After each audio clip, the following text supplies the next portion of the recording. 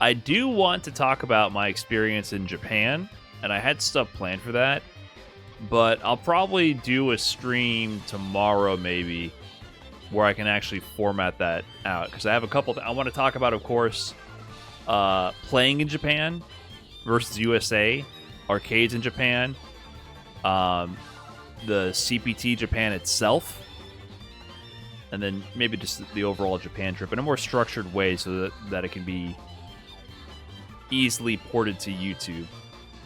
So that was kind of my plan. I didn't have time to get that ready for today because of CPT, Premiere, Blink, Respawn. We need food picks.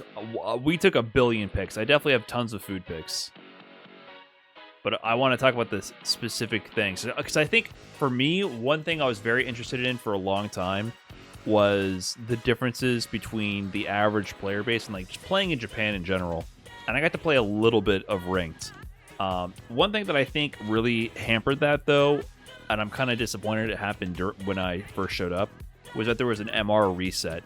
So that really obscured my perspective of it. Because when I booted up for rank playing 1500 MRs, I don't know if the dude I'm playing ended the season at 1200 MR or 2200 MR. You know what I mean? So that really made it hard to gauge, because I wanted to compare the levels of MR versus America. Like, what is an 1800 in Japan versus an 1800 in USA? And then I also wanted to see if my MR would go up based on ranked inflation. So I did get to have some perspective playing the random players and ranked in Japan, but it was not. I can't make scientific comparisons, which I kind of wanted to be able to make. So that was kind of disappointing, unfortunately. And obviously, we're on a personal vacation, so I didn't spend that much time playing ranked. It was mostly like if we went back to the hotel after the day to chill for a little bit before going out for dinner. So that's when I played ranked. And then I got to play on the arcades a little bit. The other Zarhawk, thanks to the big 58 months, and Jathus with the 2 months, and Joy FK with the big 18 months. Thanks, everybody. That I stayed mostly in Tokyo. We were in Tokyo and Shibuya, in Shinjuku and Shibuya. We stayed in Shinjuku for 4 days, then Kyoto for 4 days, and mostly just the same section, actually. Kyoto, and then last day, 2 days, I guess, last night in Tokyo proper. It was all sick. Japan is sick. Japan just shits on like every other city I've been to. Just in terms of being a city. Like, the rest of the world is a joke in comparison in terms of infrastructure. Being in Japan, really, like, you know, I don't want to get into politics or anything, but I feel like if more people just went to Japan, I think you would be like, whatever the fuck we care about, we should just be making our world better. My favorite city, Japan. Facts. You get what I'm saying. Not just Japan, but all the cities near Tokyo. I was like, wow, like, all I care about after going here is funding public transportation and infrastructure. I think everyone would be so much happier if we could just fucking make our world that we live in better. That's Europe too, but, you know, drunker. True, I haven't been to Europe. Obviously, I know that public transportation and infrastructure is better in Europe as well. But it's just, I think the fact that cars have dominated American culture has really fucked up a lot of our lives. You can't go anywhere. You can't do anything. Third places are sorely lacking the US. Yes, but I will say, one thing I noticed after a while in Japan, I don't think it's that much better in Japan either. Okay, actually, scratch that. It's much better in Japan for having third places. But there's still an undercurrent of infrastructure and architecture designed to get you out of there. Like, there's no benches. There's nowhere to sit anywhere. There's no trash cans anywhere. There's a lot of things designed for you to go to a place and spend money. You have to spend money. At least there's many places to go to spend money to hang out. but there's no public place where you can rest. Not a single place. The subway, no trash cans or nothing. No trash cans. You are not supposed to buy something, walk around, consume, and sit outside. You are not supposed to do that. You are supposed to eat whatever you're eating or drink whatever you're drinking in that one location where you consumed it, and they'll have one tiny trash can there for the product that you bought there to dispose of, and that's it. If you buy something and walk around and want to like drink your drink after getting it from a 7-Eleven and throw it away somewhere, no, that thing is part of your journey now. Not at a park or something. The parks have no benches. If we saw one park that had grass, because space is very limited. The use of space, Japan has such an amazing efficiency with the use of space because it's so limited. There's so many people in such a small amount of land area. So things are very vertical and tight. Like, it's very efficient use of space. So having a lawn, for example, having grass is a complete waste of space relatively, right? So there was one park we went to that wasn't a shrine. There were shrines all over the place, especially in Kyoto, which had more space. But there's nowhere to sit. There was one park with a lawn, and you could sit on the lawn, but that's it. There's no benches. You will not see a chair in public.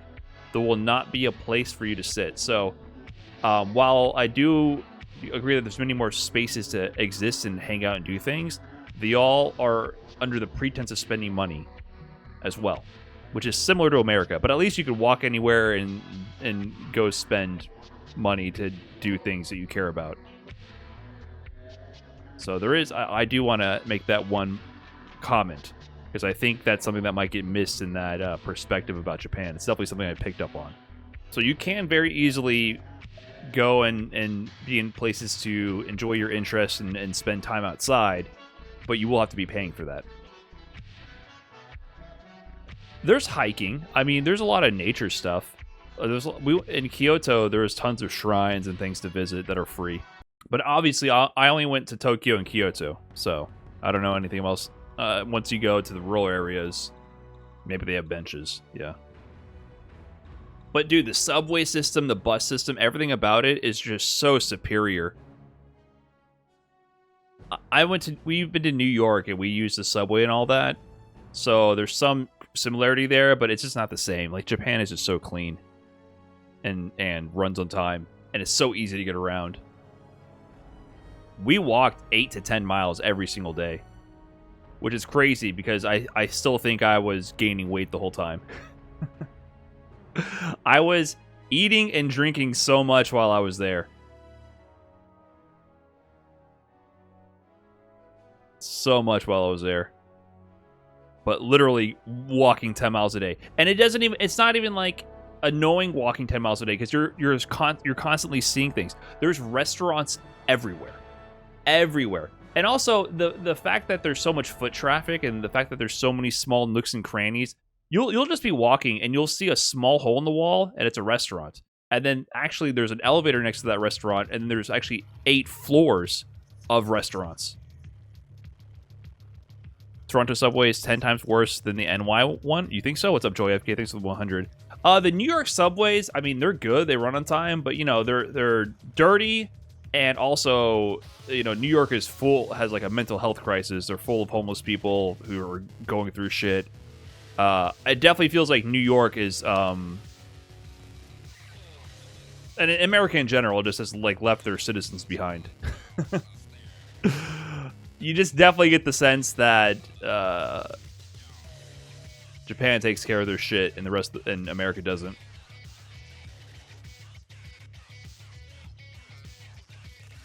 The New York subway is falling apart. And I think culturally, too. You know how, like, in America, people jump the subway turnstiles?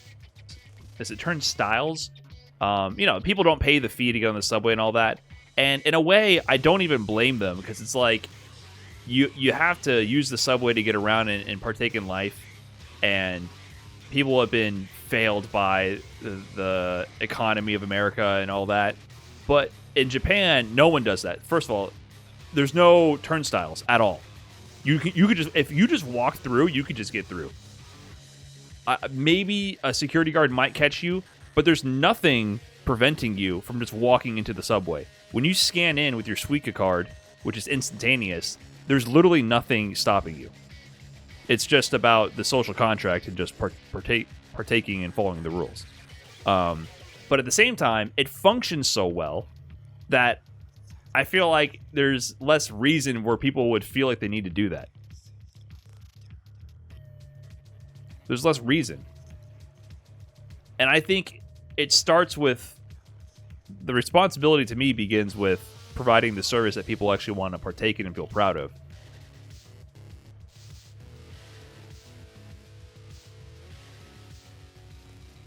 Like, our infrastructure is so fucked up, and then people don't want to pay for it, and they have to use a shitty system to get to live their life.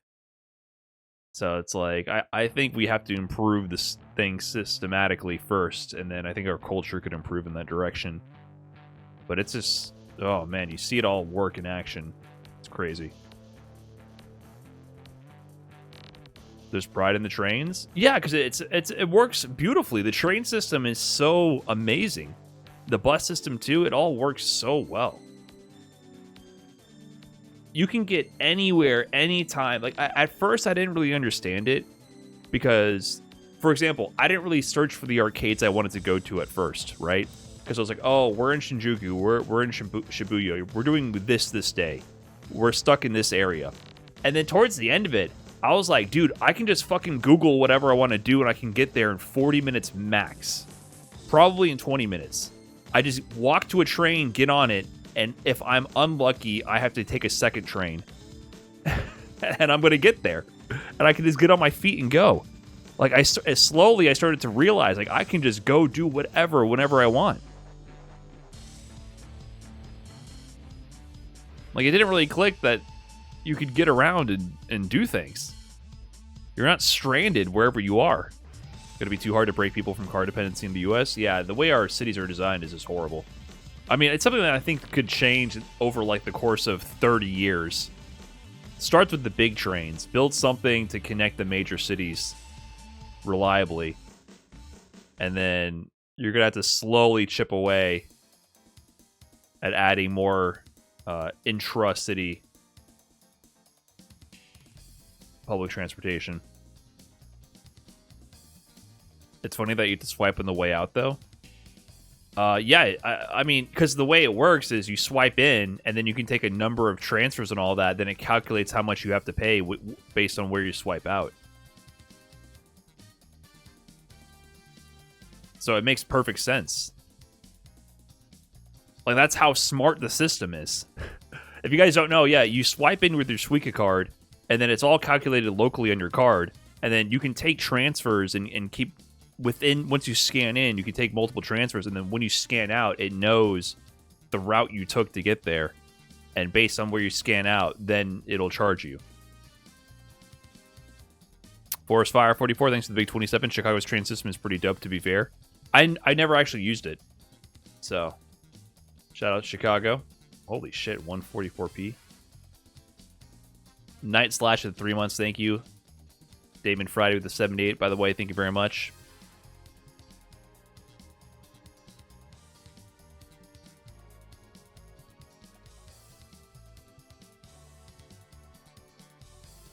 One thing is that US used to have a good public transit system in the 30s and 40s, but it got lobbied into changing to car infrastructure. Yeah, car infrastructure is terrible.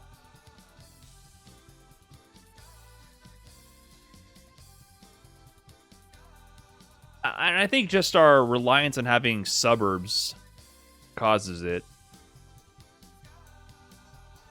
Justine State and Remy thinks of the 68. New York is just too big for the subway system to be as inefficient as it is. Takes me an hour to go like a mile or so sometimes. Insane. You could go... you get around so quick in Japan. You walk into the station, and then the train just shows up like every 3 minutes. You get on a train, and you get going where you gotta go. I was grinding on Arcade Edition pretty hard, and I'm so happy that this was captured. Brian F. putting in work on the arcades in Japan, saw your name pop up on the cab next to me while I was getting Master Rank myself. Hell yeah, dude. But I'm so happy that my name got to show up there because I was grinding on ranked in the arcades, and I didn't really understand exactly how the ranking system worked or how to get your name to show up, because setting up your arcade account to actually have your name is an extremely involved process, and it's all in different languages. Or it's in one language, but it's a language I don't speak, Japanese. So if you want to play on the arcade online, you need to get a NESica card. If you don't have a NESica card, most of the arcades locally will like say the local grouping they're in. So maybe they'll tape a sign up to the top of the cab here that says A, and so there will be like 2 to 4 cabs that are A in the arcade, and then there'll be B, and there'll be 2 to 4 cabs that are B, and C will be 2 to 4 cabs that are C. And if you don't put a NESica card in, then on the cab, all the cabs in that group can match with each other. So if you sit down on an A cab and another person sits down on an A cab, you will match with each other locally and play each other, right? That's how it works. But if you want to play with anyone on an arcade cab in Japan with a NESica card, you get your own NESica card. And to get that, it's literally just a vending machine. You put 300 yen in, and an old school looking vending machine, almost like you're putting in a dollar bill to get change out of it, and it spits out a card. And that card will be a NESica card. And then you just put that little, it's like a hotel key card, right? You put that on the spot on top of the cab, and you place the card down, and then boom, you're instantly online as no name 984079, right? No name, and then some number. When you boot up like that, it asks you what rank you want to be, and then you can select like your rank type, like beginner, which will be rookie. You can go platinum, you can go diamond. So you select your rank, and then you'll just play at that rank. You'll start there. And then I think it tracks your rank locally after that as the no name number, which is how you have people like no name 332178 with 27,000 points, right? So you can play as no name like that. Now, if you want to have your own account with the name specified, then it's a whole process. Crazy involved process. And I tweeted about it, and Ryan Fubarduck, who I got to hang out with in Japan, made a guide about it. So these are what the cabs look like. You get your NESica card and you place it on this pad right here, and this is where it reads your NESica key card. So to set up NESica, you have to go to this website. Register the card to My Room. But it's all in Japanese. Keep in mind, this is what's going on. I had already put the NESica card in, and I had already put my 100 yen in to play the game. Now, at this time, I didn't realize I had to do all this before putting my 100 yen in. So now I'm queuing up and playing with my credit. And then I'm like, wait, I want to register my name. But you can't back out of matchmaking. It just keeps giving you matches, especially if you keep winning.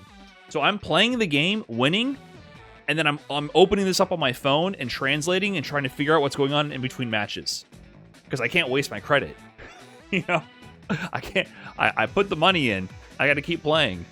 And then, so in between games, I'm like reading this, translating this. And so it's like, okay, I have to use My Room. I need to register my NESica.net ID. So I had to do a new NESica registration. Okay, so before I can even log into this, I need to register NESica. Boom, brand new website. Okay, so I gotta translate. I'm on mobile. Keep in mind, I'm on mobile, sitting at the arcade. I have to sign up with an email address. All right, you set in an email address, and then you go through the login, and then you have to keep figuring out accounts. You have to create a whole separate account on NESica. And then once you figure out the NESica, then you can come here, and then you can sign in with your NESica.net ID and password here. And then once you log in here, see, there's all these instructions here in Japanese. You have to get your NESica ID code on the back of the card, and then enter that into the account here. And then on this part of the registration, not only do you have to register your Nesca account to it, you also have to select your region. I had to select my region, and when you do the region selection, it's a bubble menu that pops up on mobile. It's no longer in the browser. You click it in the browser, and then it opens up one of those mobile bubble selection menus where I can tap to select my region. It's every fucking region in Japan. It's like 30 entries that I can scroll through to select, all in Japanese. I'm in Tokyo.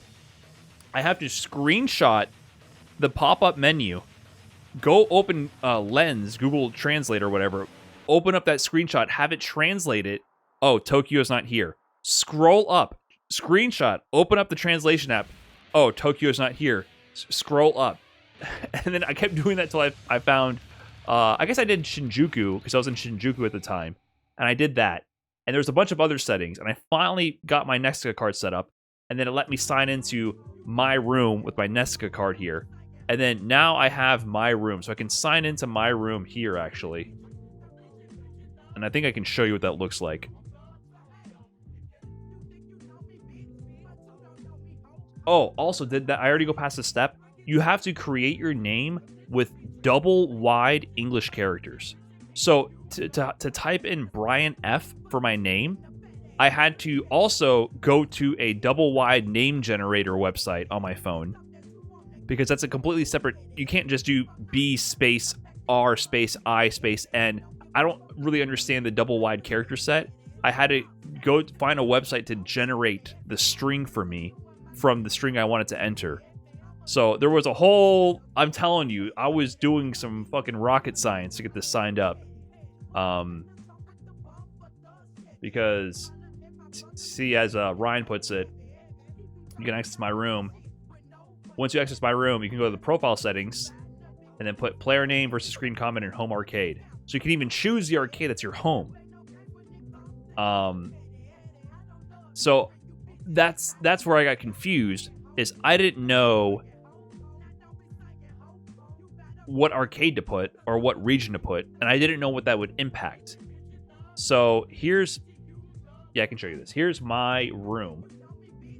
And you can see I became BrianNF. When you see my name on the screen, it just shows Brian F. So there's something about the N character that duplicates it when you do double wide. I don't know. I don't know why it became that when you look at it here. I don't know what's going on. And yeah, so I got to play. And I'm 11th in blank. I don't know why I'm blank here. I think this should be an arcade or a region. So I don't exactly know why that's blank. But I was able to set all that. And like I said, I think there's regional leaderboards. So when you match up against two people, on the bottom here, this shows the A for local network and then like the signal bars. It'll tell you that you're fighting someone from X, Y, or Z region, and they're ranking in that region. I don't know what it would say for me. It tells you that in Japanese characters, but, you know, my significant other, she speaks Chinese, so she could actually read the characters because they're a shared character set. So she was able to tell me that. I didn't even know that. So I don't know what it said when people match with me, and I didn't know if these leaderboards would be region locked. So I was trying to figure out how to set my region to where I was so I could see my own name pop up on the ranking screen, because it shows this when you're idling, when the cab is idling, when no one's playing. It pops these up. So I never got to see my name in person, so I'm really happy that someone else got to see it and documented it. That was sick. But once you do all that, even though I was trying really hard to not lose while doing this in between games, you still have to actually leave the game and sign out, and then enter another credit with your Nesca card and sign back in. When you set up your whole My Room and everything, when you put your card on finally and link your Nesca account to your My Room in the Street Fighter 6 type arcade.jp profile, when you put your card down, it'll ask you, do you want to sign in? Like, your name will pop up and it's like, yes, no. Like, play as his account or no. And so then you can start playing with your specific name, and it will track your rank, and you can level up from there. and you don't have to start from the beginning. So I was still able to start at diamond, setting my rank to diamond. So when I ranked up, I had to start from diamond to go to master rank, essentially. Which is good. It doesn't make you start at rookie. You can decide your beginner rank. Like, am I a beginner, intermediate, or advanced? You can select that. And the interesting thing that Ryan mentions is the 2 different modes. There's a safety and a normal mode. So when you pick, I don't know if it shows it here. When you first start the game, normal mode is basically if you lose once, you're done. But if you win 10 games, you're also done. Safety mode is if you lose 2, you're done, but if you win 5, you're done. So basically, no matter what, you can only play 10 games max if you do normal mode. If you go on a 10 win streak, it still kicks you off and you have to pay more. Or you can hedge your bets with safety and get an extra life if you lose, but if you win 5, you get kicked out. So I did normal always. So your goal was to win 10 in a row. Like, that's always your goal, so that you can maximize your credit. Now, the other funny thing is, when you're playing, so you'll be in training mode, and it'll do matchmaking, and you can rematch people just like that. But the way it works is the rematch is totally dependent on the loser. So if the loser has more credits and wants to rematch, if they hit rematch, you are playing them again. So theoretically, as a master rank player, because there's a far less player population on arcade than at home, I would occasionally get matched up with Diamond 1 players, and they can just keep rematching you. If they keep putting the yen in, the 100 yen in, they can keep forcing the rematch. But if you're in master rank, you care about MR, and you get no MR for playing the diamond rank players. But you can't back out and search for anyone else. And if you beat them 10 times, you're literally stuck there for all 10 wins, and then you get kicked out. So you can get locked into the loop with a motherfucker who keeps spending money even if you don't want to play them, and then you end up just kind of wasting your credit, especially if you're a master rank player only caring about MR. No, it doesn't work that way. You are not on the MR grind on Type Arcade. If someone wants to fucking play you, you'll play you. But on the other hand, if you're kind of equally matched with somebody, I think it's really cool. Because I played like one Blanca player in Master Rank, and he was pretty good. And we went to like 7-4. Like, I won 7-4 versus him. And it was pretty cool. Like, we kept rematching each other. You know, we both were spending money to make it happen. But we were very, you know, it's like a more respectful set. Like, imagine a ranked set where instead of like after the first of 2, you go back to the customer room and play. But it's more like, hey, I'm going to keep spending money to get my run back right now. Like, it does have a different weight to it. Like, you know that every time you beat that person, it costs them 100 yen. They finally beat you, and you're like, nah, I ain't done. And you put the 100 yen in. It definitely has a different weight to it. So that was pretty cool. What's up, Johnny Boo? What's going on? Crunch Slam Chess, thanks for the 21 months. The Exxon with the 21. Demo Man 63 with the 5 months. Trevor Z with the Prime. Des with the big 11. Appreciate that.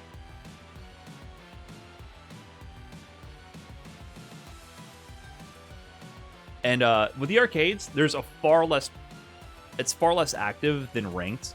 So I would say that I got to like 1673 MR on arcade. And not because I was losing, I was winning the vast majority of the time. Very few players would I run into where I was like, oh, this guy is like way better than me. I don't think that ever happened, actually. In Japanese ranked, I definitely ran into players I'm like, these guys are fucking nice. The level in Japanese ranked is significantly higher on home console than in arcade, right? The serious players are for sure playing online on their setup at home for free. And the arcade players aren't as good, right? And because it's kind of a gimmick now, and it costs money. It doesn't really make sense. But there are still definitely good players on there. But I was mostly just winning. on Japanese arcade, for sure. Mostly just winning. But it was still very fun, and the controls are nice because, you know, I've played, for example, at Round 1 Arcade in America, and I got to play at Sage Jam Slam at the Round 1 Arcade in San Francisco. Was that where we went? I forgot where we even fucking went. And that shit was terrible, dude. The stick was not operating correctly. Phantom buttons were being pressed. All of the arcade cabs were good, except for one. In HO Arcade in Kyoto, someone actually came out to meet me up there because I made a tweet about it. Shout out to Gus. We sat down to play, and his cab, the medium punch button, didn't work. It didn't do anything. San Diego, excuse me.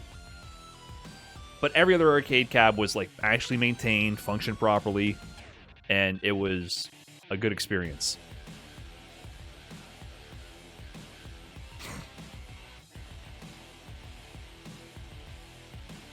But it is funny about the way the rematches work, because I remember there's this one older dude who sat down next to me, local Japanese guy, on my last night at Hey Arcade, and he had like a 1670 MR Ken, which is how high I got, and I didn't see anyone with higher MR than me.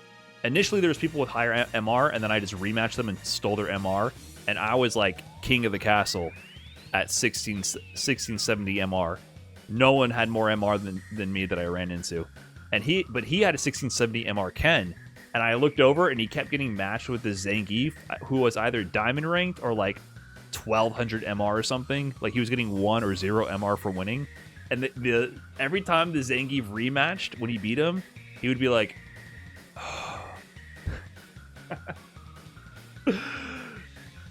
because you just don't gain anything. Like, that's the problem. If you're actually trying to gain the points, people can just waste your money in a sense.